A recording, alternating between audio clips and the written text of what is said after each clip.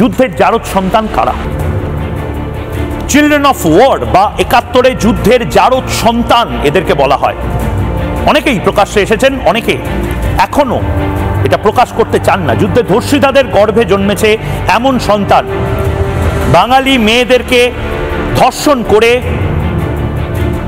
পাকিস্তানি সৈন্য ও রাজাকারদের দ্বারা ধর্ষিত যে মায়েরা, যাদের অনেকে আত্মহত্যা করেছিলেন, এবং ভারতে যাদের বেশিরভাগ, আমি গর্বের সাথে বলছি, আমি আজকে নাম প্রকাশ করছি না, ভারতের একাধিক গাইনোকোলজিস্ট যারা আজ জবাব চায় বাংলা দেখছেন, তারা ৭১ যুদ্ধের সময় ডেলিভার করিয়েছেন পর্যন্ত ভারতবর্ষে, বনগাঁতে।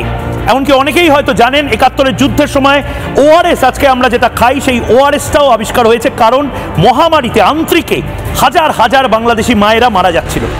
ধর্ষণের ফলে বাঙালি মহিলারা জন্ম দেয় শিশুর, এবং সেই শিশু চিলড্রেন অফ ওয়ার নামে পরিচিত হয়। বহু মহিলা প্রসব বা গর্ভপাত করাতে ভারতে চলে আসেন।